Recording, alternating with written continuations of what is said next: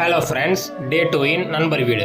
Morning என்னன்னே தெரில, எந்திரிச்ச உடனே தூக்கம் பத்தாத மாதிரி ஒரு ஃபீலு. லேட்டாக தூங்க நாங்களே சீக்கிரமாக எந்திரிச்சிட்டோம். ஆனால் சீக்கிரமாக தூங்கினவனுங்க எந்திரிக்கவே இல்லை. அப்புறம் அப்படியே பிரேக்ஃபாஸ்ட் ரெடி ஆகிற கேப்பில் நண்பர் வீட்டு செடி நண்பர் கூட ஒரு மீட்டப் போட்டோம். உண்மையாகவே பையன் வீட்டில் ஏகப்பட்ட செடி கொடி எல்லாம் இருக்குது. இந்த பாட்னி கிளாஸ்லாம் முடிச்சுட்டு ஒரு வழியாக ஃப்ரெஷ்ஷப் ஆகிட்டோம். பிரேக்ஃபாஸ்ட்டுக்கு என்னென்னு பார்க்க போனால் சுட சுட 3 இட்லி 3 வகை சட்னி. டேஸ்ட்லாம் சொல்லியே தேவையில்ல, அடிச்சு டாப் நாச்சில் இருந்துச்சு.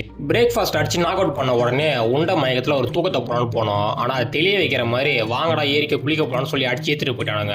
ஆனால் இது சம்மர் டைம்ன்றதுனால வாட்டர் லெவல் சரியில்லை. So machine failed. திரும்ப ரிட்டன் வீட்டுக்கே குளிக்க வந்துட்டோம். இதில் நான் மட்டும் ரகு வீட்டுக்கு குளிக்க போயிட்டேன். அங்கே போய் பார்த்தா மச்சாவா ஒருத்தன் எங்களுக்கு வெயிட் பண்ணிட்டு இருக்கான். யார்டா இவன் ரகு கிட்ட கேட்டால் இவன் தான் ஹாரி பாட்டர் இன்ட்ரடியூஸ் பண்ணி வச்சான். சும்மா சொல்லக்கூடாது, பையன் உண்மையாக மஜாவாக தான் இருந்தான். அப்புறம் குளிச்சு ரெடி ஆகிட்டு பிளான் படி கங்கை கொண்ட சோழபுரம் போகிறதா இருந்துச்சு. ஆனால் சில பல தவிர்க்க முடியாத ரீசன்னால அந்த பிளானை நாளைக்கு போஸ்ட்போன் பண்ணிட்டோம். ஸோ அந்த கவலையை மறக்க கூலிங்காக ஜூஸ் குடிச்சிட்டு அடுத்து என்னடா பண்ணான்னு கேட்டுட்டு இருந்தோம். எல்லாரோட ஓட்டும் மந்திக்கு போச்சு. சரி எட்ரா வண்டியா போடுறா பெட்ரோலை வண்டியா ஓடுறா மந்திக்குன்ற மாதிரி எல்லாரும் கிளம்பிட்டோம். மந்தி சாப்பிட போன இடத்துலையும் எங்களுக்கு நேரம் சரியில்லை. ஒரு 1.5 மணி நேரத்துக்கு அப்புறம் தான் சாப்பிட இடமே கிடைச்சிது.